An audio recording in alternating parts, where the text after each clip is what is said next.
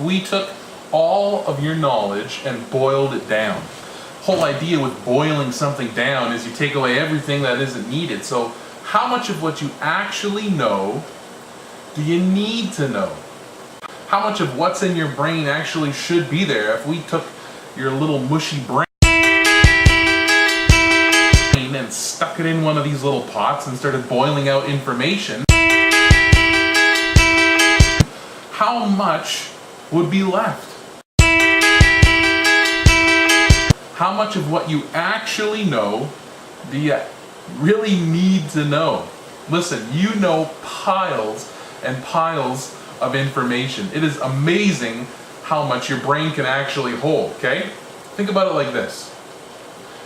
How many NHL players could you list? How many song titles could you list? How many thousands of words could you give definitions for? How many people could you name? How many siblings could you name? How many place names, city names, country names, all that stuff? How much of that stuff could you do? Your brain is full of all kinds of information.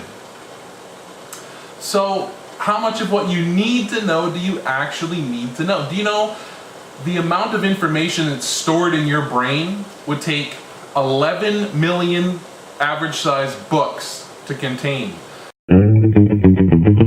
If you're going to make backup discs, like DVD discs, 5 gigs a disc for your brain, it would take 3.2 million discs, 3.2 million DVDs to store all the information that's in your brain. So what if we boiled it down? How much of what you actually know do you need to know? Do you need to know how to do algebra? Do you need to know how to do long division or know what a sonnet is?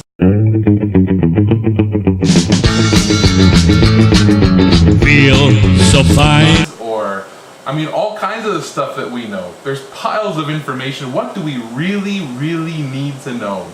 So to test you on how much of the important stuff in life you really know, we're going to do a quiz. So everyone in a second when it starts is going to stand up. If you know the answer to the question, then keep standing up. And if you get it wrong, you have to sit down. So the last person standing is the one who wins. Remember, this is a quiz about what's really important to know in life.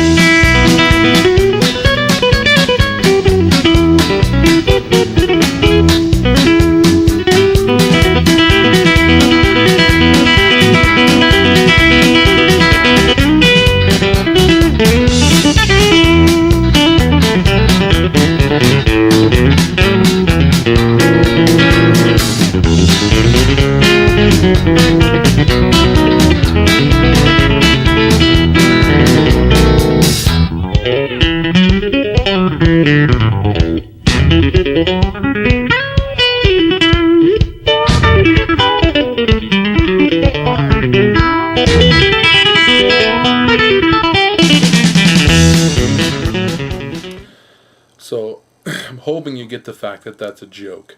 I don't actually think that the most important thing in the world for you to know is me and details about my life. Honestly, I don't.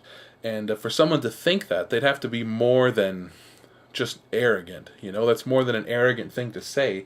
It's probably a crazy thing to say. If someone honestly believed the most important thing in the world was knowledge about themselves, they're probably a little crazy. And this is one of the reasons why we're looking at these things that Jesus said, is because we don't take them seriously. We picture Jesus as, again, this nice, calm guy who would never make us uncomfortable. But if you would have been around Jesus You would have been uncomfortable because he said crazy things. Tonight is a broken records night, right? If Jesus was in the Guinness Book of World Records, he'd probably be in for, besides miracles and stuff, for the person who said the most things that could get them locked up for being crazy. And this is one. He said, I am the truth.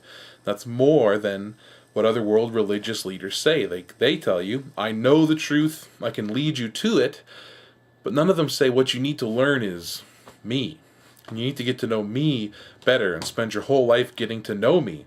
That's a strange thing to say, but it's exactly what Jesus means. When he says, I am the truth, he says more than just, I know the truth, I always tell the truth. He's saying, I am the truth. I am what you need to know. The most important thing you need to know is me. So the question we'll look at in small groups is, how can this possibly be true? How can it be true that if we know about Jesus, then in a way we know all that we need to know?